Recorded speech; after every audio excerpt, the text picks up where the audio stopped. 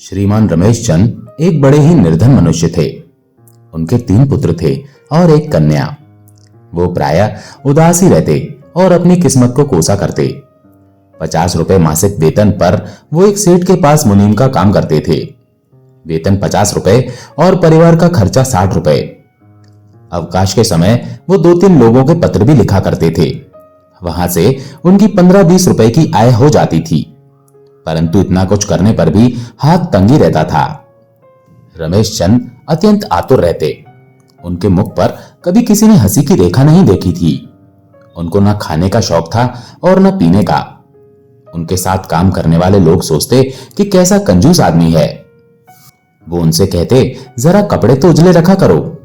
रमेश चंद इन बातों का कोई उत्तर ना देते और टाल जाते। जिस सेठ के पास वो काम करते थे, वहां पर 1 बजे के लगभग एक ठेले वाला आता, तो बाबू लोग काम काज छोड़कर उसके आसपास घेरा लगा लेते थे। कोई 2 आने का खा जाता, कोई 4 आने का, परंतु रमेश चंद को किसी ने कभी कोई वस्तु खाते हुए नहीं देखा। लोगों का ख्याल था कि उनकी प्रकृति ही ऐसी है, वो पेट काट काट कर बचाता है।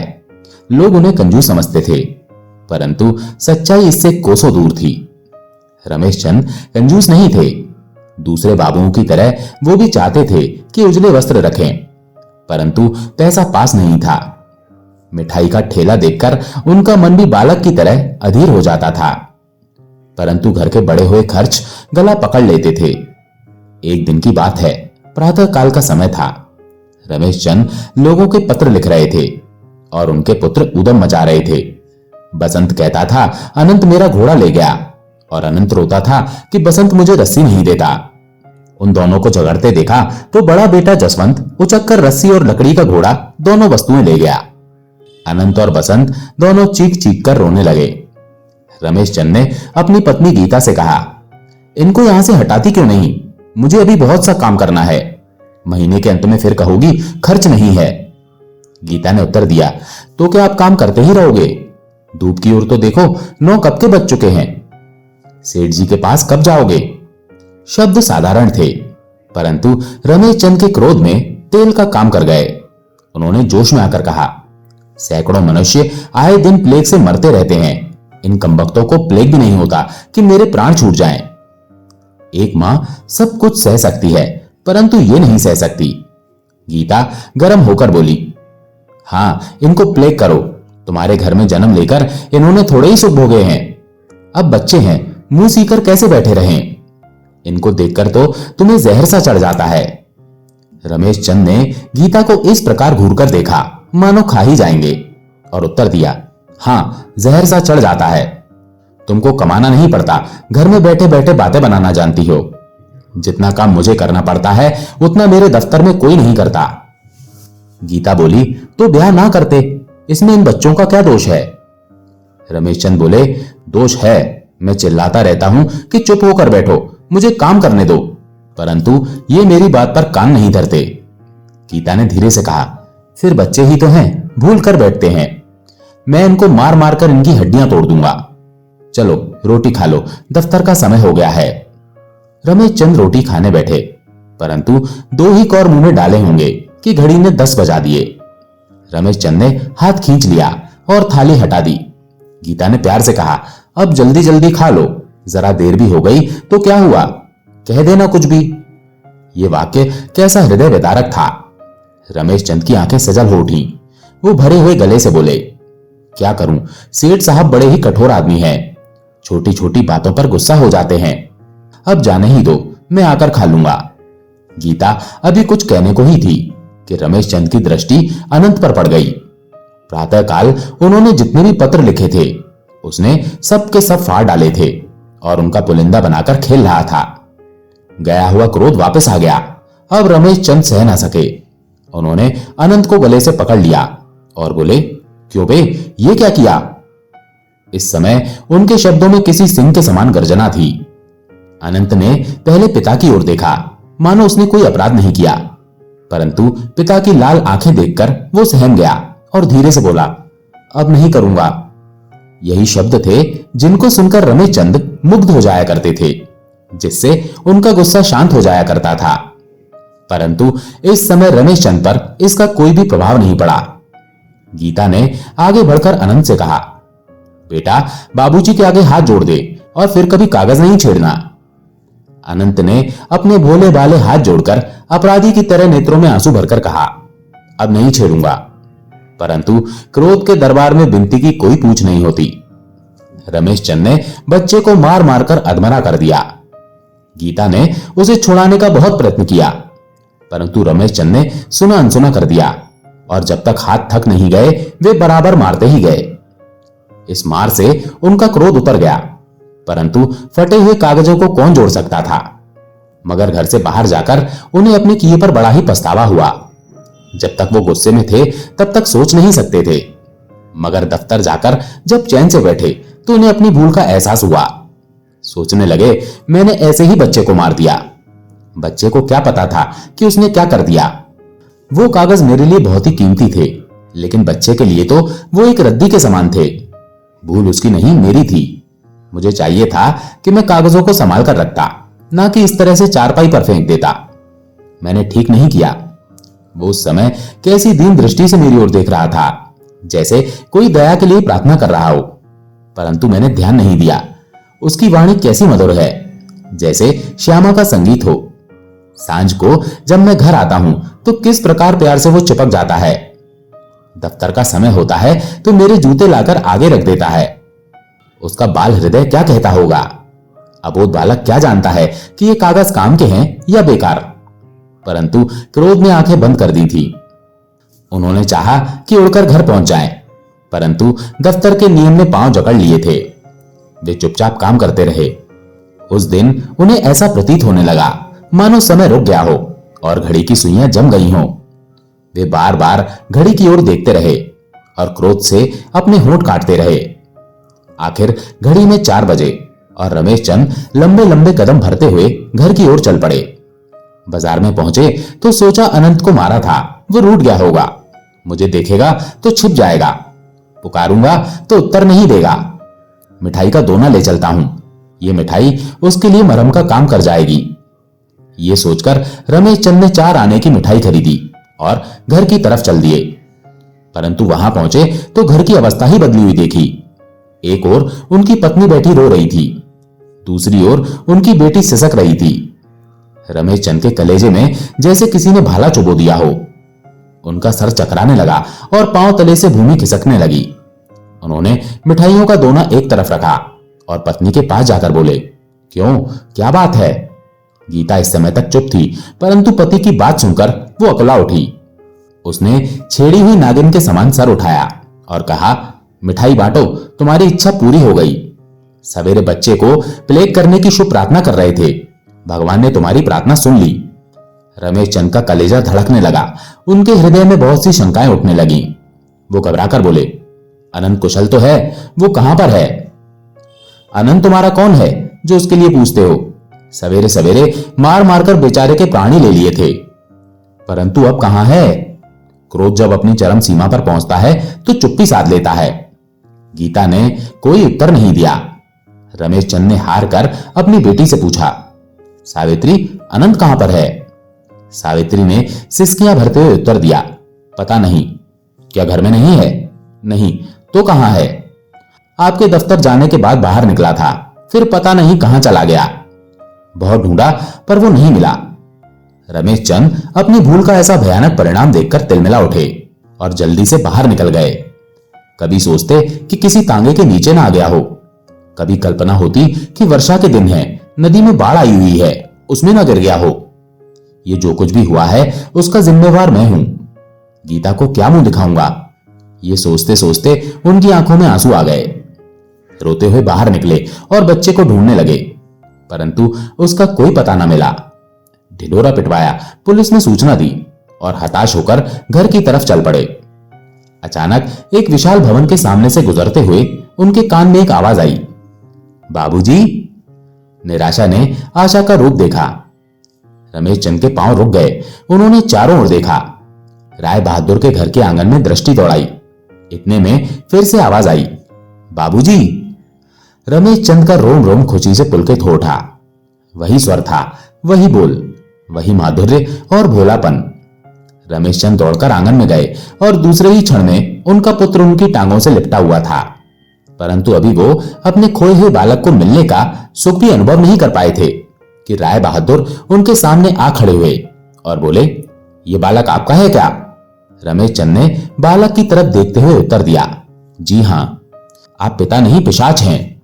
ये जो इस बच्चे के शरीर पर मार के निशान हैं, आपकी करतूत है। आपको शर्म आनी चाहिए। रमेश चंद पर मानो घड़ों का पानी गिर गया। लज्जा के मारे उनका सर झुक गया। धीरे धीरे बोले, ये मेरी मूर्खता थी, भविष्य में ऐसी भूल ना होगी। आपके कितने बालक हैं? 3 और लड़कियां 1। राय बहादुर ने प्यासे नेत्रों से रमेश चंद की ओर देखा और सोचा, ये कैसा भाग्यशाली है। ये निर्धन है परंतु आंगन बच्चों की हंसी से गूंजता रहता है। मेरे पास धन की कोई कमी नहीं है परंतु घर में अंधेरा है। उनके नेत्रों में आंसू छलकने लगे। तब रमेश चंद ने सुबह की सारी घटना उन्हें पूरे विस्तार के साथ कह सुनाई। राय बहादुर को बड़ा ही दुख हुआ और बोले, इसमें आपका दोष नहीं है। ये दोष आपकी दरिद्रता और आपकी गरीबी का है। एकाएक किसी मनोहर विचार ने उनके हृदय में चुटकी ली। उनके मुखमंडल पर एक चमक सी आ गई। मुस्कुराकर बोले, आपको क्या तनख्वाह मिलती है? रमेश चंद ने सर झुकाकर उत्तर दिया, 50 रुपए। तो निर्वाह कैसे होता है? बड़ी तंगी से होता है। भगवान ने जो जीव भेजे हैं उनके खाने का प्रबंध हो ही जाता है। राय बहादुर ने सोचा, यही अवसर है जब रमेश चंद को अपने वश में किया जा सकता है। मैं एक बात कहूं? रमेश चंद का दिल धड़कने लगा। उन्होंने आश्चर्य से कहा, कहिए। आपकी संतान है परंतु धन नहीं है। मेरे पास धन है परंतु पुत्र को तरसता हूं। यदि हम दोनों मिल जाएं तो हम दोनों के कष्ट दूर हो सकते हैं। मैं आपकी बात समझा नहीं। राय बहादुर कुछ क्षणों तक चुप रहे, मानो अपनी बात के प्रभाव को दुगना करना चाहते हो। फिर बोले, बात स्पष्ट है। आप अपना ये लड़का मुझे दे दीजिए, मैं इसको गोद ले लूंगा और अपना पुत्र बनाऊंगा। ये मेरी संपत्ति का अधिकारी होगा और इसके बदले में मैं आपको एक मकान दूंगा और 100 रुपए हर महीने दिया करूंगा। यदि आप इस बात को स्वीकार कर लें तो मेरे यहां मानो बेटा हो गया और आपको धन मिल जाएगा। रमेश चंद को लगा मानो वो कोई सपना देख रहे हों। उन्हें विश्वास नहीं हुआ कि राय बहादुर सचमुच ये बात मन से कह रहे हैं। रमेश चंद हिचकिचाते हुए बोले, क्या आप ये बात सच्चे मन से कह रहे हैं? राय बहादुर के नेत्रों में आनंद छलकने लगा। वे समझ गए कि मैदान मार लिया है। बोले, हां, मैं जो भी कहता हूं सच्चे मन से कहता हूं। हम बालक से जब चाहे मिल सकेंगे। जिस समय चाहो तब मिलो, मुझे इसमें कोई आपत्ति नहीं। रमेश चंद सोचने लगे। एक ओर पुत्र का प्रेम था और दूसरी ओर संसार का सुख था। उनका हृदय एकाएक निश्चय न कर सका कि क्या करना चाहिए। अंत में वे बोले, मैं अपनी पत्नी से एक बार परामर्श कर लेता हूं, आपको कल उत्तर दूंगा। ये बात गीता ने सुनी तो मानो आकाश से नीचे गिर पड़ी हो। उसने अनंत को छाती से लगाया और बोली, मुझे गरीबी स्वीकार है परंतु बच्चा मैं नहीं बेचूंगी। रमेश चंद ने उपेक्षा के भाव से कहा, मूर्ख हो क्या? परमात्मा ने 3 पुत्र दिए हैं, एक कन्या दी है। यदि इनमें से एक पुत्र दे दिया तो क्या अंधेरा हो जाएगा? और फिर कोई दूर थोड़ी ही है, 4 मिनट का रास्ता है। जब चाहे देख कर आ जाना, कोई रोक टोक नहीं है। गीता ने उत्तर दिया, ये सब कुछ ठीक है परंतु मैं बच्चा बेचूंगी नहीं। रमेश चंद ने जोश में आकर कहा, मेरी बात नहीं मानोगी? और सब बातें मानूंगी पर ये नहीं मानूंगी। मैं मां हूं, डायन नहीं हूं। इसका मूल्य मेरा क्रोध होगा, मुझे वो भी स्वीकार है। रमेश चंद को आशा नहीं थी कि बात यहां तक बढ़ जाएगी। वो कड़क कर बोले, ये बात है तो फिर मैं वही करूंगा जो मेरे जी में आएगा। देखता हूं तुम मेरे हाथ कैसे पकड़ती हो। गीता ने सुना और बेहोश होकर गिर पड़ी। परंतु रमेश चंद ने इसकी परवाह नहीं की और राय बहादुर का प्रस्ताव स्वीकार कर लिया। अब उनका बेटा राय बहादुर के पास था। रमेश चंद अब पहले वाले रमेश चंद नहीं थे। राय बहादुर की उदारता ने उन्हें मालामाल कर दिया था। अब वे अच्छे घर में रहते, अच्छे वस्त्र पहनते, शाम सवेरे बग्गी में बैठकर हवा खाने जाते।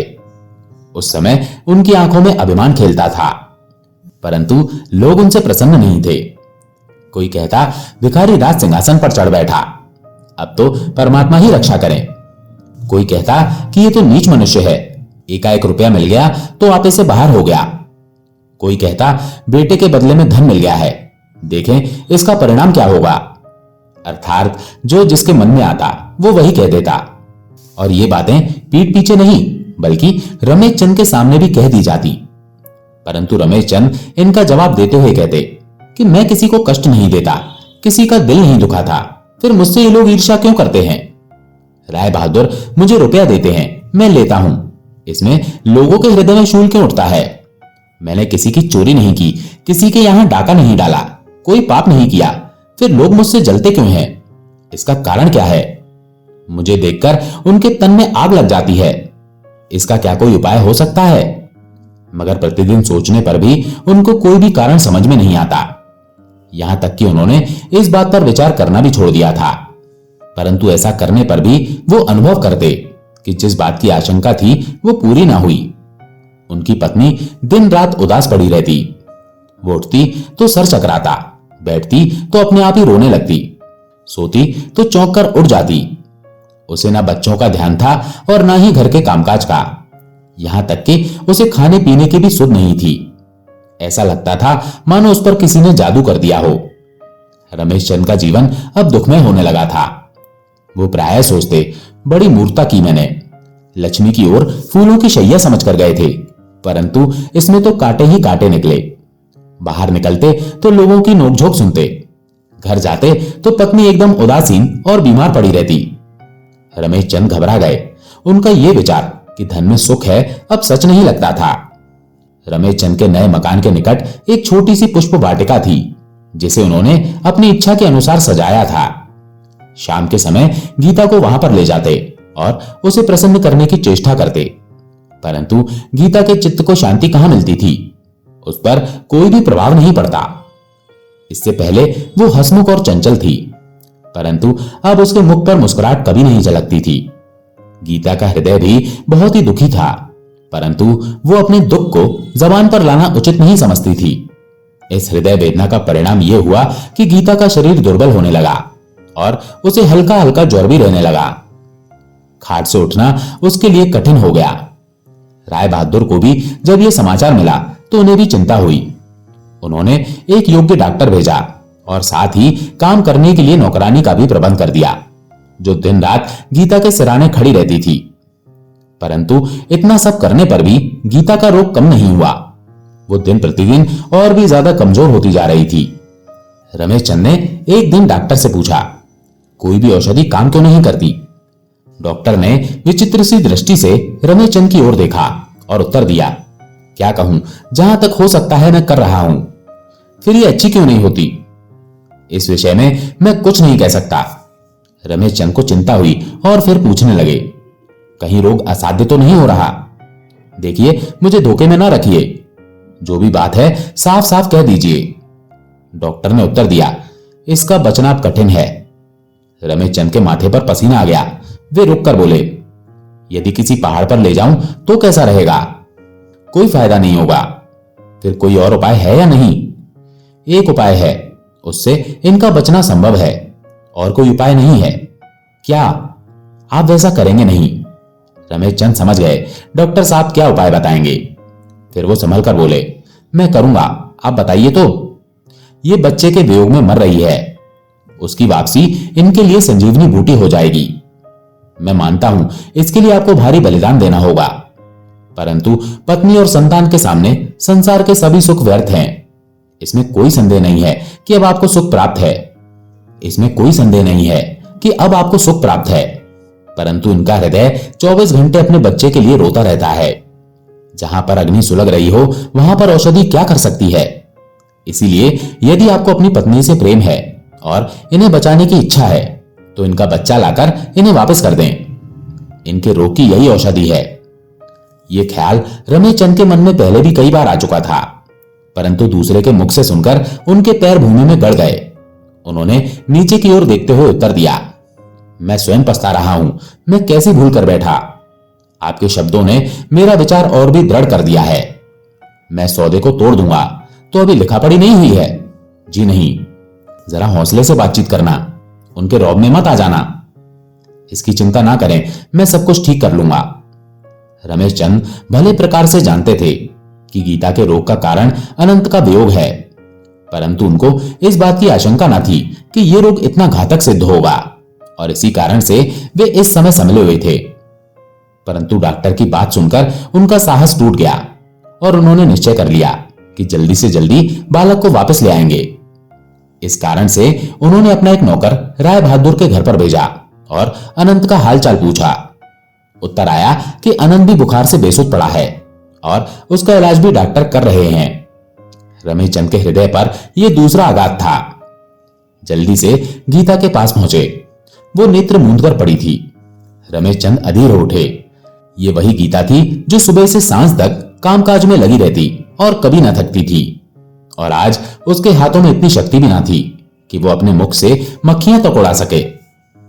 गीता को देखकर रमेश चंद के पांव डगमगाने लगे।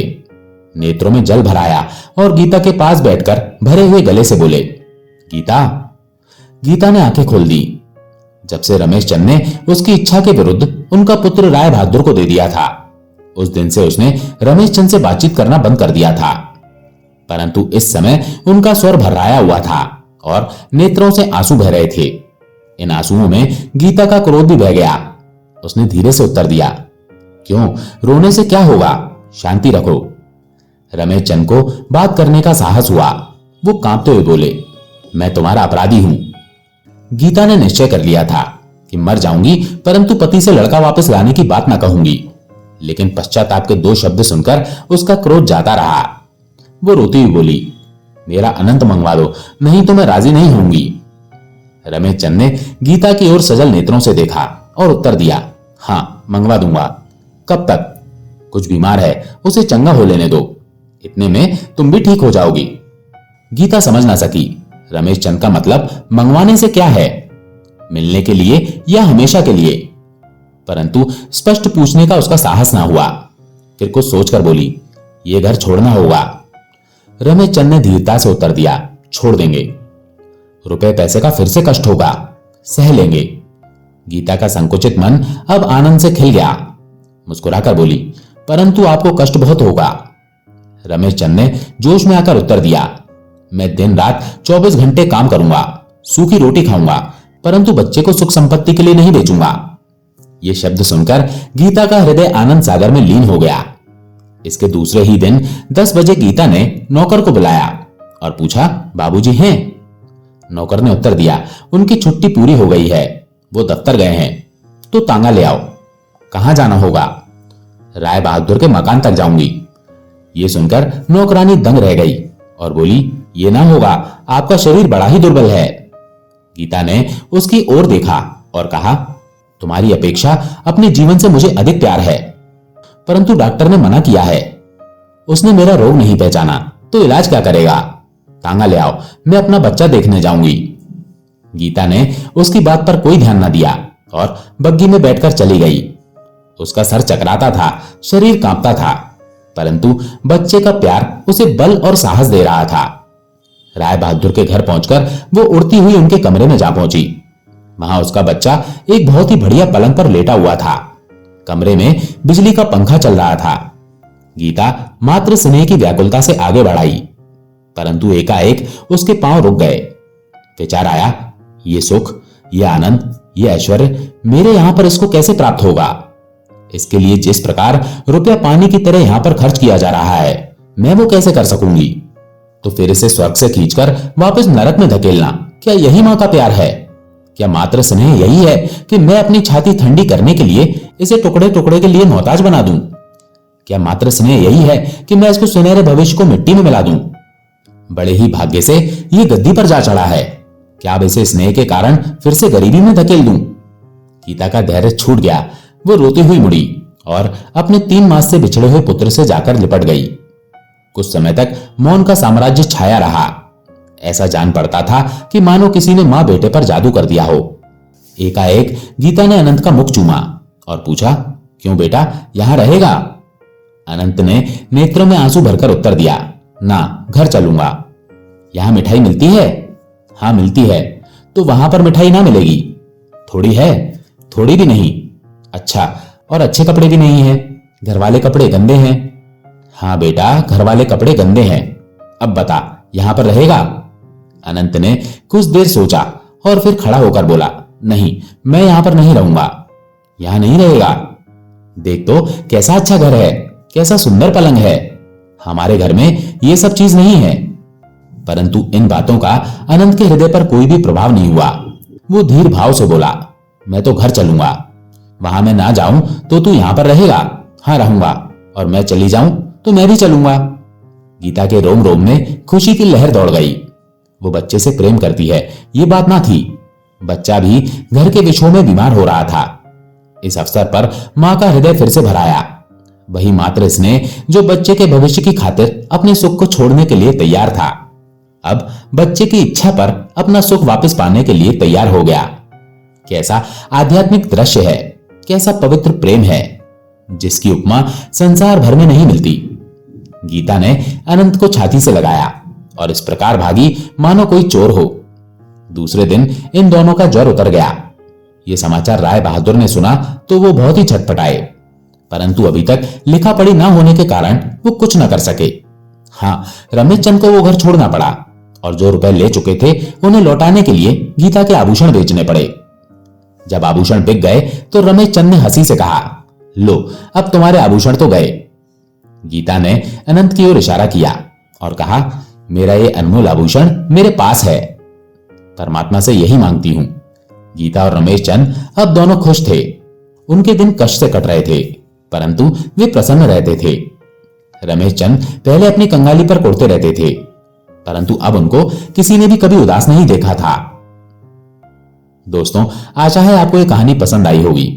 अगर पसंद आई हो तो वीडियो को लाइक करके चैनल को सब्सक्राइब जरूर कर लें। धन्यवाद।